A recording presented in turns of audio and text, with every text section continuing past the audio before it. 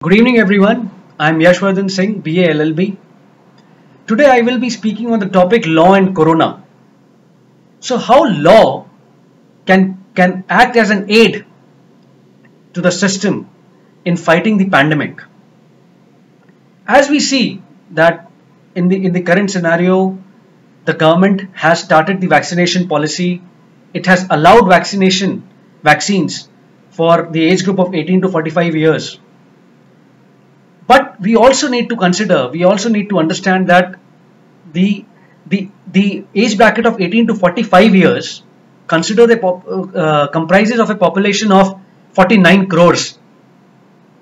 Do we have enough vaccines to make everybody to vaccinate every citizen in this country?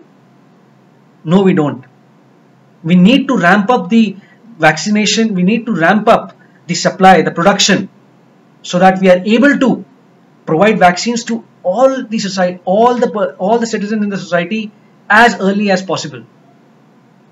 It is sad that with the current pace, but it's a reality that with the current pace, we would be able to vaccinate only 30 to 40% of the population by the end of this year and by January 2022.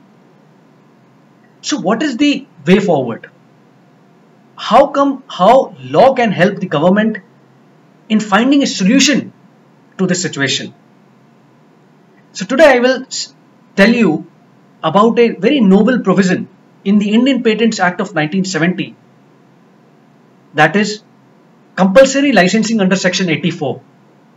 Now, what is compulsory licensing under section 84? Compulsory licensing is that after expiration of 3 years, any particular company can make an application to the drug controller that it wants to have the license to manufacture or produce the patented articles. Now, under this situation, the drug controller will after investigating the matter, can allow the applicant to start the manufacturing, can provide it with the compulsory license to start the manufacturing process. Now, under this provision of section 84, compulsory licensing, this provision is to allow the manufacturers, producers, other than the patent holder, to come into the picture and start the manufacturing process, so that the public at large can have the benefit of the articles, the medicines at the earliest.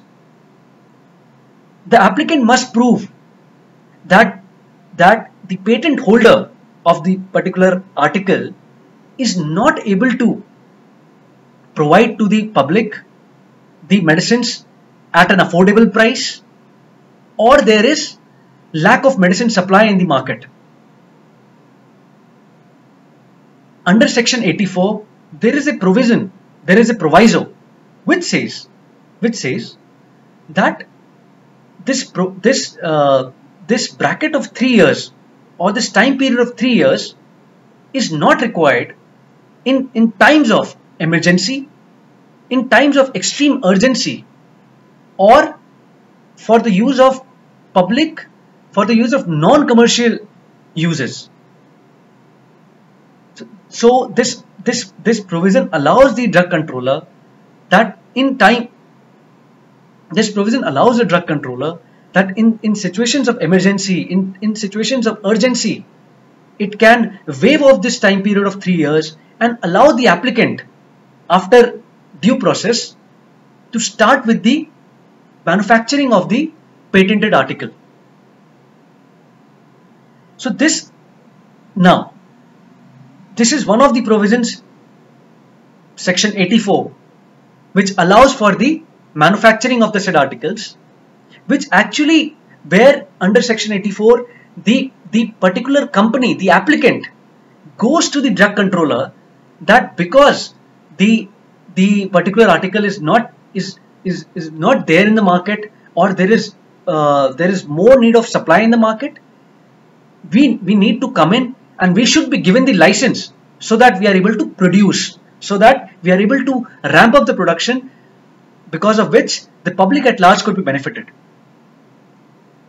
Now there is one more provision, which is section 92, which gives power to the central government to take suo motu call for the applicants, the companies, that it can directly come to the drug controller and file an application, and whichever party is interested can directly come to us and we will give you the license. So under section 84, it is the parties which come to the drug controller for the required license, but under section 92, it is the central government which makes it which provides in the official gazette that any party which is interested in manufacturing the said article can come to us and we will give you the license directly.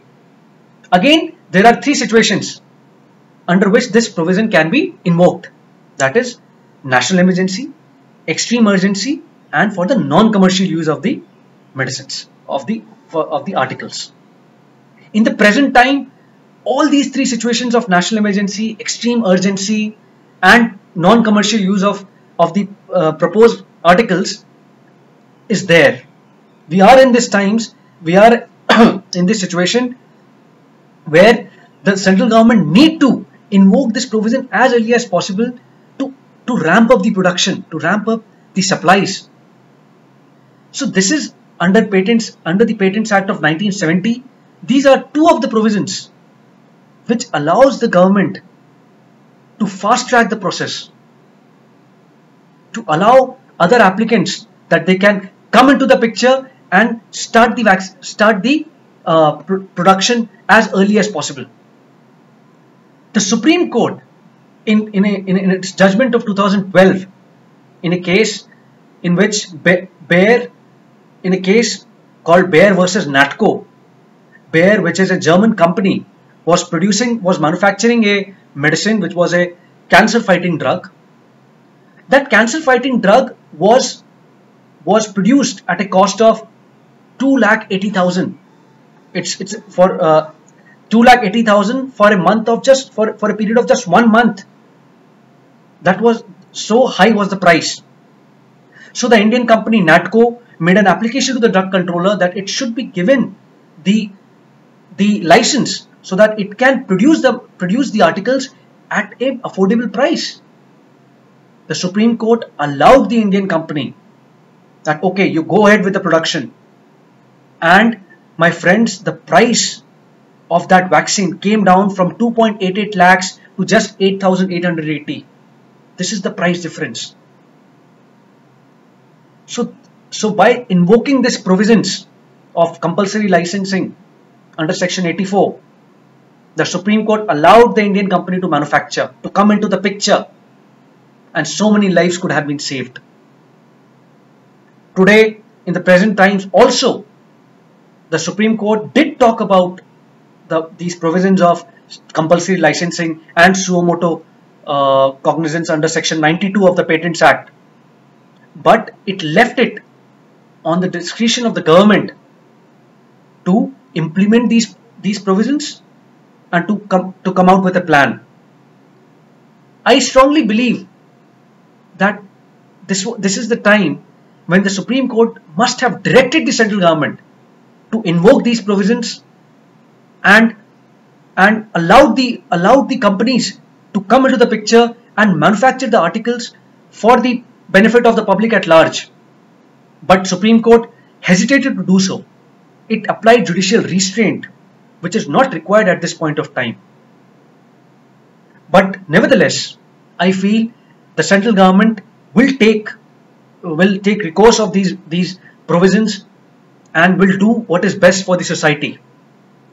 I hope that the central government understand the path showed to it by the Supreme Court and invoke these provisions for the benefit of public at large.